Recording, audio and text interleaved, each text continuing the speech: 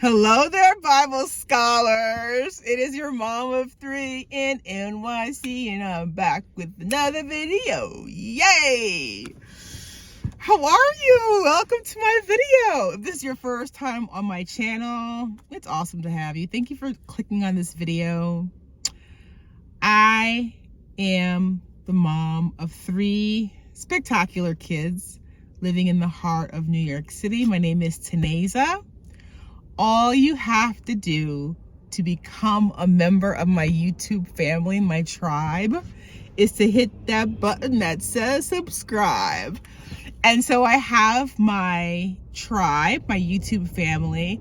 I got a special group of tribe members, my Bible scholars, near and dear to my heart. I'm grown. I'm grown, and I have never read the Bible.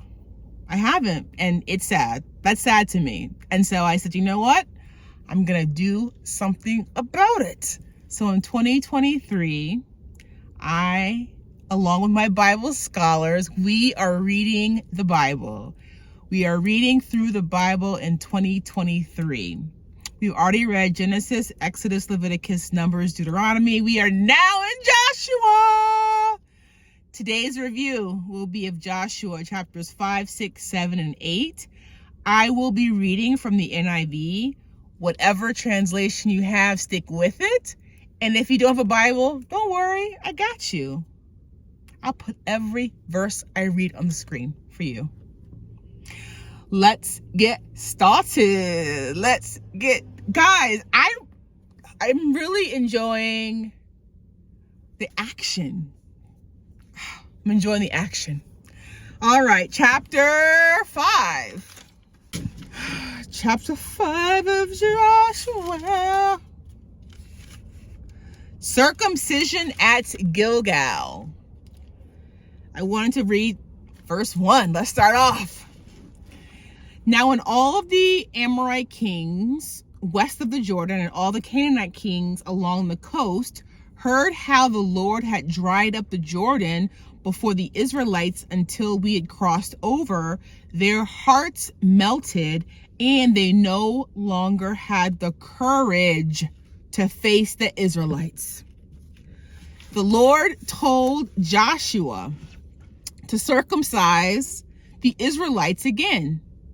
He did. He was obedient. He did. Why?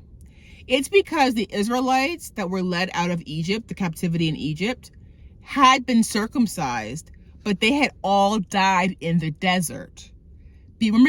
Remember, because of their disobedience, the Lord said that they were not going to see the promised land flowing with milk and honey. So all of these Israelites born in the desert had not been circumcised. The Lord had told the military-aged men that they would not see the land flow with milk and honey because of their disobedience. I wanted to read for you verses 7 and 8 of chapter 5. Verse 7. So he raised up their sons in their place, and these were the ones Joshua circumcised. They were still uncircumcised because they had not been circumcised on the way. Verse 8. After the whole nation had been circumcised, they remained where they were in camp until they were healed. Joshua nears Jericho. He sees a man with his sword drawn. Joshua asks the man, "Are you for us or for our enemies?" He responds, "Neither," but tells Joshua, take off his sandals because where he was standing was holy ground. Joshua chapter 6. The Lord tells Joshua he has, and he used past tense, like this has already been done. He has delivered Jericho, its king, and its fighting men into his hand. I wanted to read for you verses 3, 4, and 5 of chapter 6. Verse 3. March around the city once with all the armed men. Do this for 6 days. Verse 4. Have 7 priests carry trumpets of ram's horns in front of the ark. On the 7th day, march around the city 7 times with the priests blowing their trumpets. Verse 5. When you hear them sound a long blast on the trumpets, have all the people give a loud shout. Then the wall of the city will collapse and the people will go up, every man straight in. Joshua has the Israelites do just that, but he remembers to save who? Rahab. Verse 17.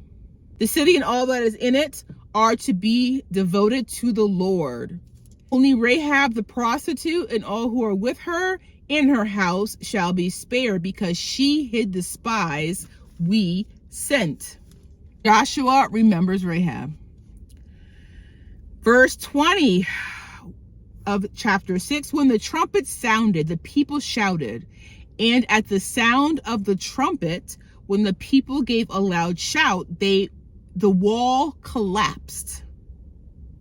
So every man charged straight in, and they took the city. Joshua told the 2 spies to go to Rahab's house, bring out all who are with her. They did that. They brought out Rahab, father and mother, brothers, and all who belonged to her. They put them in a place outside the camp of the Israelites. Then they burned the whole city down. I wanted to read for you the last 3 verses, 25, 26, and 27 of chapter 6.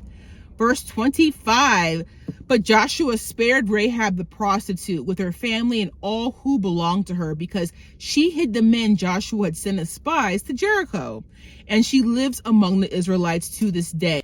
Verse 26, at that time Joshua pronounced this solemn oath: cursed before the Lord is the man who undertakes to rebuild the city Jericho. At the cost of his firstborn son will he lay its foundations. At the cost of his youngest will he set up its gates. Verse 27, so the Lord was with Joshua, and his fame spread throughout the land. The Lord was with Joshua. I mean, I want the Lord to be with Taneza. How amazing is that? How amazing is that? Chapter 7. I think you pronounce it Achan.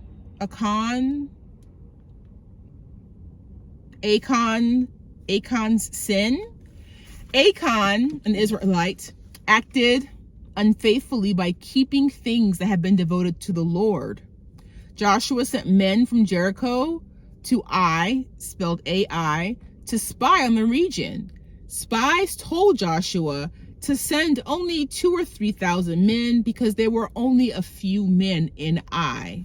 I wanted to read verses 4 and 5 of chapter 7. Verse 4 says, so about 3,000 men went up, but they were routed by the men of Ai. Verse 5, who killed about 36 of them.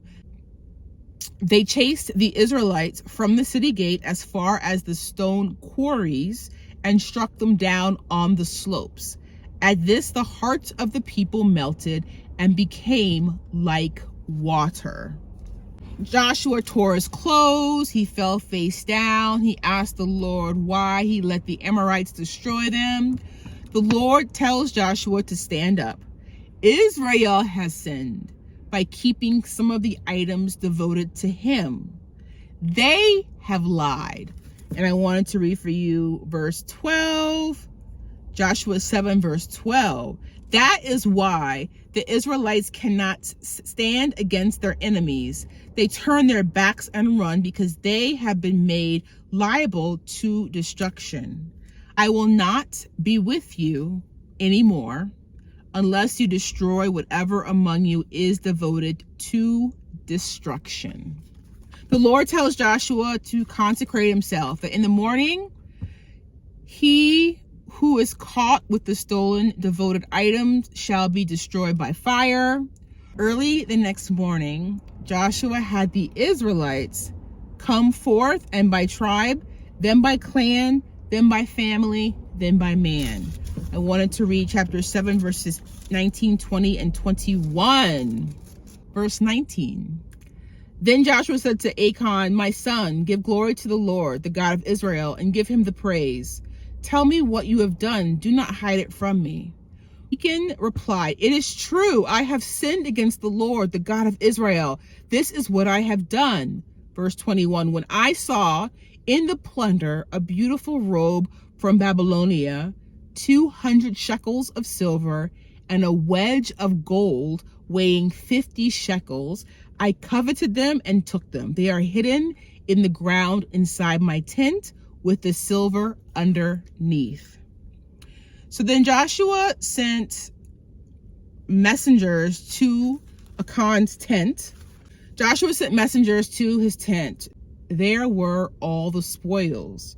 Joshua took Achan, the silver, the robe, the gold wedge, his sons and daughters, his cattle, sheep, and donkeys, his tent, all that he had, to the valley of Ashur or Achor. I wanted to read for you guys verse 25. Joshua said, why have you brought this trouble on us? The Lord will bring trouble on you today. Then all Israel stoned him, and after they had stoned the rest, they burned them. Again, this man's sin affected his entire family.